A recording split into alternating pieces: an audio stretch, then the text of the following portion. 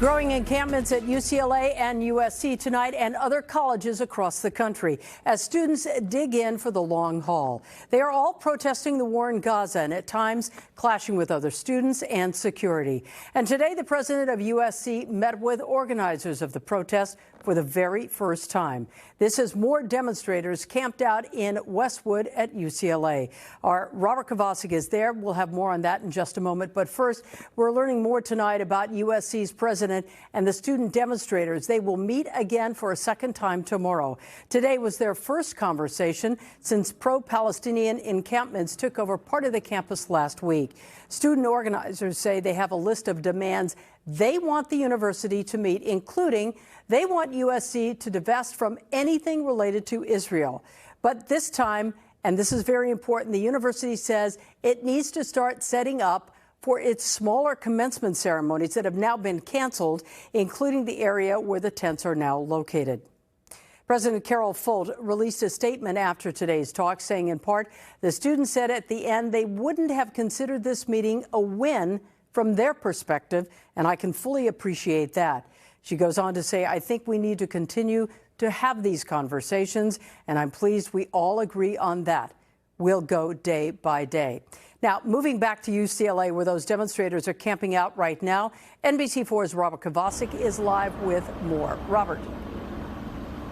Colleen, we have positioned ourselves a distance back from the encampment. As you take a look from overhead from News Chopper 4, Colleen, we were here on the very first day of the encampment last Wednesday, and much has changed.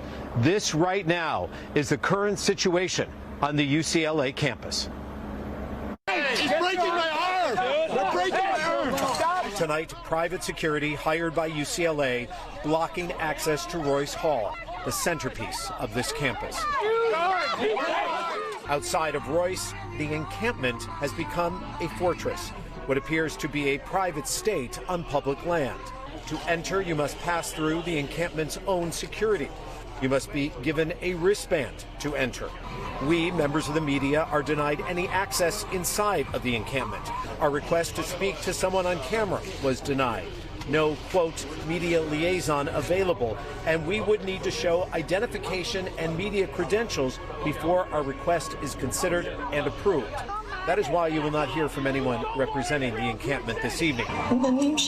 Now at its barricaded border, a large screen projecting images of the Hamas attack on October 7th on a loud and continuous loop facing the encampment. Supporters of Israel standing by, including this UCLA freshman.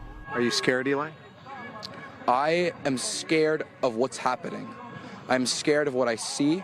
And I'm scared for my other fellow Jewish students. I deserve to go here. We pay tuition. This is our school. This is what happened to Eli Sevis today while he was trying to get to class. Okay, we're going. We're going.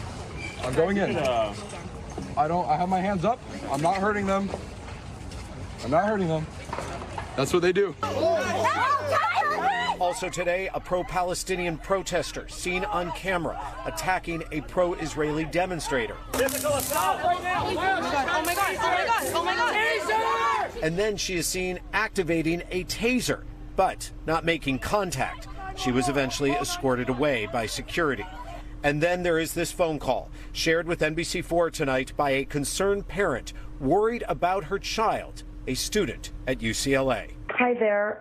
I'm trying to report my kid is not able to get into the library. Is there any other entrance that your son can enter through? No, they are barricading every area for him to get into.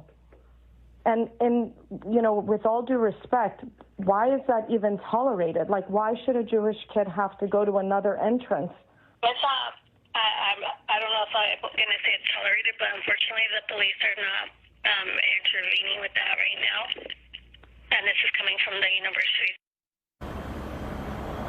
What you just heard there again is a call today from a UCLA parent who told us tonight she does not want to be identified, fearing for the safety of her child. That call to the UCLA Police Department. As for Eli Aceves, that young man is from Northern California, up in Saratoga. He said he did make it to class today, finally finding another entrance, but was late. He said that he has written to the administration with the complaint, but has not heard back. We as well have contacted UCLA, reached out to them for a statement, and we have not yet heard back. So, Colleen, right now, as you take a look from News Chopper 4 over an encampment that just continues to grow and continues to deny us access. Ronald, let's talk about that. Being asked to show ID, credentials, that's not something we ever see at this kind of event. This is a public place. Who are the people setting up the barriers there, and why are they blocking access to reporters? Are they telling you that? They are blocking access completely, Colleen. As far as their identification, you know, they are wearing masks. They will not give us their full names, first names only if they do choose to give us that. And things, again, have changed. If you go back to the very first night of this encampment, we met someone, went to the media check-in, as they call it. Nicole came out and talked to us, first name only, explained the demands, explained their demands that they're not moving until there is a ceasefire between Israel and the pro-Palestinian government and Hamas, and also they would not leave that encampment until there is a UC divestiture from all companies that are affiliated with Israel. But now there is no one available to us until we show all sorts of identification and until we get clearance. And one thing has not changed, Colleen. We are not allowed inside the encampment, and we are not allowed to film inside of the encampment. That's the very latest here from the campus of UCLA. I'm Robert Kovacik. Colleen, let's go back to you. But, Robert, very quickly, they're not telling you why? Sure. They are not explaining why. I don't know if it is general mistrust, but they are not giving us access at all to anyone without approval. And again, certainly not access inside of that encampment. Anyone getting access inside of that encampment is given a wristband. How they earn that wristband, they still have not explained that to us. All right, Robert Kovacik reporting live from UCLA for us tonight. Now, we've put together a special section on the campus protests on our website, NBCLA.com.